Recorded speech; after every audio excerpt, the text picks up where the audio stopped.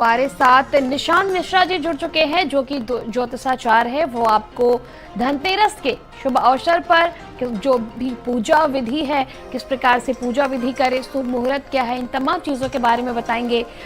तो हमारे साथ आचार्य निशांत मिश्रा ज्योतिष जी जुड़ चुके हैं। आपका बहुत बहुत स्वागत है निशांत जी भारत समाचार में। आज धनतेरस का दिन है, क्या शुभ मुहूर्त है धनतेरस का? धनतेरस का शुभ मुहूर्त जो पूजन का है जी, वो संध्या कालीन सत्र में यानी कि प्रदोष काल सत्र में 6:45 बजे से है, 6:47 से। जी, इस मुहूर्त में पूजन करने से भगवान धनवंतरी व कुबेर को अत्यंत प्रसन्नता होती है। और धनतेरस का जो पूजन है वो धनवंतरी भगवान के लिए मुख्य रूप से है। इस दिन लोग बर्तन खरीदते हैं, कांच के बर्तन लेके आते हैं, जबकि कांच के बर्तन नहीं खरीदने चाहिए। कांच सीधा राहु का, केतु का प्रतीक होता है। तो इस दिन स्टील का भी बर्तन खरीदना वर्जित मान्य है, क्योंकि वो स्टील लोह में आती है और लोह शनि की धातु होती है। जी। इस दिन अगर बर्तन खरीदे तो मुख्य रूप से कलश खरीदना चाहिए, और कलश में भी पीतल और या ताम्र का कलश होना चाहिए। जी। बर्तन खरीदना एक अलग विषय है, मुख्य रूप से धनतेरयोदशी है क्या यह जानना जरूरी है। धनतेरयोदशी पर भगवान धनवंतरी का अवतरण हुआ था। यहाँ जयंती नहीं बोली जाएगी, क्योंकि जयंती उन लोगों की होती है जो मृतावस्था में चले जाते हैं। ये अवतरण दिवस है, और अवतरण दिवस पर धनवंतरी भगवान स्वर्ण कलश में, स्वर्ण कुंभ में अमृत लेके प्रकट हुए थे। और अमृत लेके जब प्रकट हुए तो देवता और दैत्य उनकी ओर भागे। इस दिन हमें जो करना चाहिए, 3 औषधियां मुख्य रूप से खरीदनी चाहिए।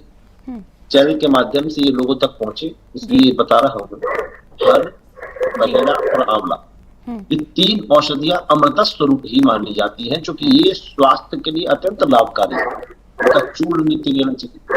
धनवंतरी भगवान की स्थापना क्या है, अगर स्वर्ण कलश में तो ठीक है, अन्यथा पीतल का या चांदी का या जो भी कलश हो उसमें स्वर्ण की अंगूठी इत्यादि कुछ डाल दे तो वो स्वर्ण जल ही माना जाता है, और स्वर्ण जल का बाद में पान करें। अब कुबेर भगवान की पूजा जो होनी चाहिए, उस समय बही बसना पूजन होता है। जो बही खाते इत्यादि होते हैं उनकी तैयारियां होती है। बही खातों पर मुख्य रूप से पान रखना चाहिए। पान रखने के बाद एक जोड़ा लौंग, 1 इलायची, 1 सुपारी, 5 या 7 कमलगट्टे, और 5 या 7 कौड़ी, 5 या 7 आपके जो गोमती चक्र होते हैं, मजीठ, गुड़ और खड़ा धनिया, साबुत धनिया, ये रखना चाहिए। और उसमें कुछ अच्छी खासी दक्षिणा रखनी चाहिए। वो दक्षिणा ब्राह्मण देवता नहीं लेंगे, उसके लिए आपको एक लाल थैली बनवानी चाहिए, लाल कपड़े से सुंदर सी थैली, बड़ी सी, जिसमें वो सारी सामग्री उस रात को छोड़ के दूसरे दिन उठाएं, और दूसरे दिन उठा के किसी ऐसी सुरक्षित थैली में पैक करें जिससे वो फैले ना। फिर उस लाल थैली में डालें। उसमें कुछ चांदी के सिक्के होने चाहिए, कुछ नए नोट होने चाहिए, और जो लोग व्यापारी वर्ग के लोग हैं, जो व्यापार में धन खर्च करते हैं, तो कुबेर की थैली बना के अपने गल्ले में उनको रखनी चाहिए, और वर्ष भर उस गल्ले से, उस थैली से पैसे लेने चाहिए खर्च के लिए, और उसमें भरने चाहिए। ये कुबेर की थैली का विशेष महत्व है जी। और हमारे साथ ज्योतिषाचार्य अंकित गुरु भी जुड़ चुके हैं। आपका बहुत बहुत स्वागत है भारत समाचार में। आज धनतेरस का शुभ दिन है, क्या कुछ विशेष महत्वताएं हैं धनतेरस की हिंदुओं में? देखिए, धनतेरस के लिए अगर हम बात करें तो दूध मंथन के दौरान समुद्र से लक्ष्मी माता जी का जन्म माना गया है। और आज के दिन की अगर बात करें तो आज का दिन विशेषकर खरीदारी के लिए, किसी भी प्रकार की सामान की बढ़ोतरी के लिए माना गया है। मान लीजिए अगर आज के दिन कोई व्यक्ति जमीन की खरीदारी करता है तो उसे शुभ माना गया है कि उसमें वृद्धि होती है। तो आज के दिन के लिए तो विशेषकर एक ही चीज सभी को बोलूंगा कि जितना ज्यादा संभव हो सके उतना ज्यादा आप जो है ना घर के ईशान कोण में 13 दीपक जरूर जलाएं, क्योंकि ये सम्मान वास्तु दोष को खत्म करने के लिए बहुत उचित और अनुकूल माना है।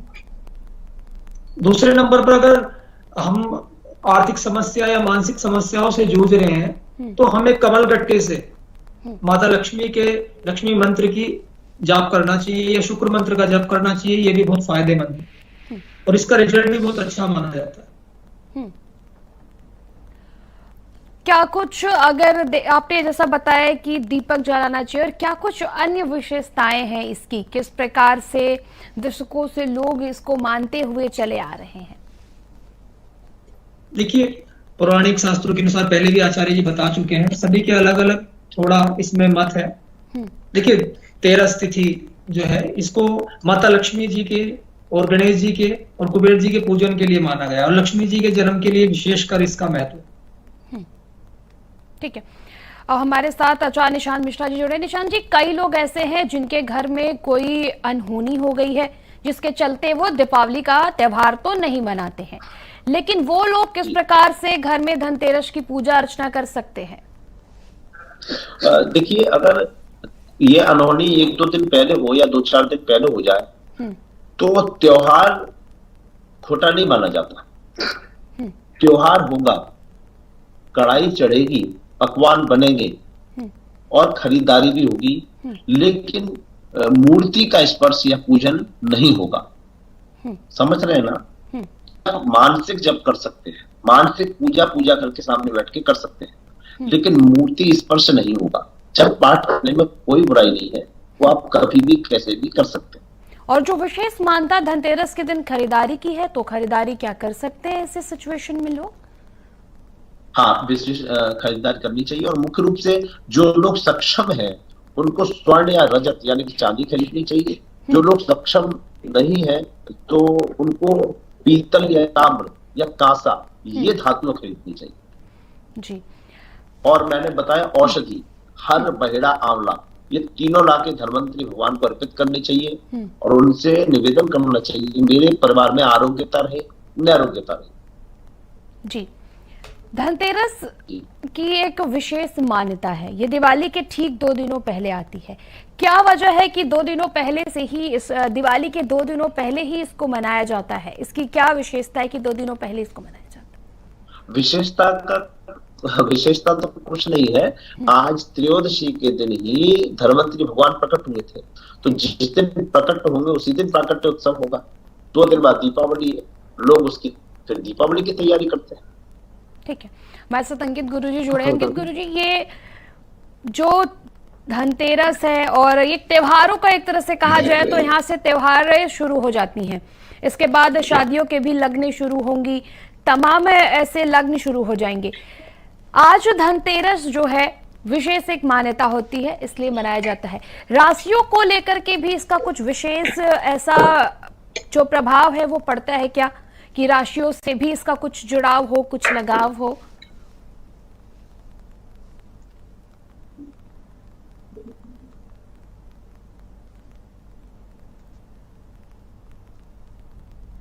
अंकित जी,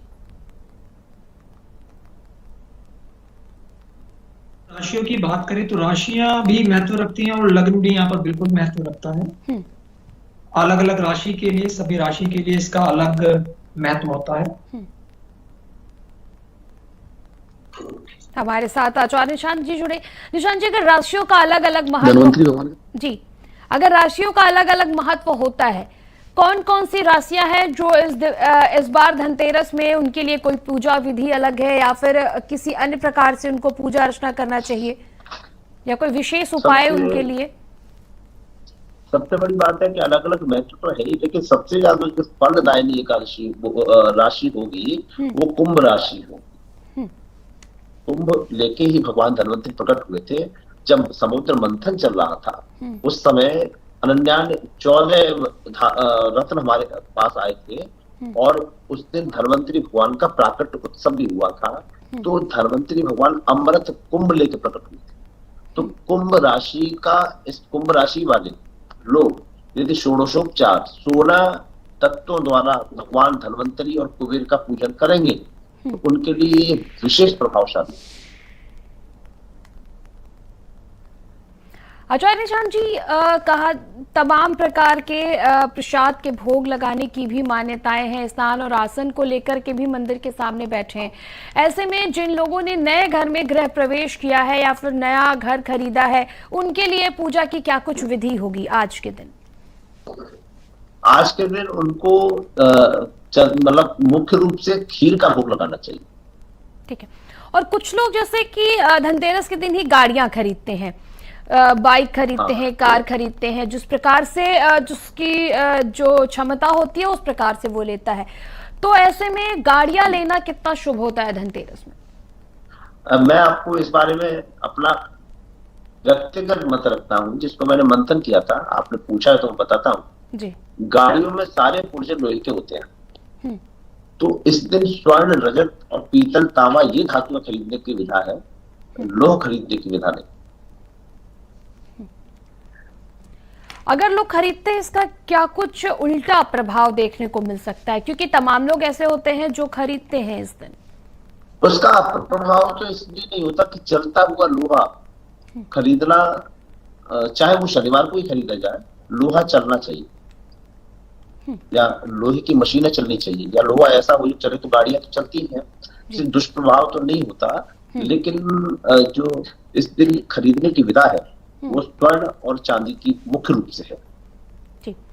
अंकित गुरुजी, कुछ लोग इस दिन झाड़ू भी खरीदते हैं अपने घरों के लिए, उसका क्या कुछ विशेष मान्यता है? क्या ये खरीदना शुभ होता है, इसे खरीदना चाहिए?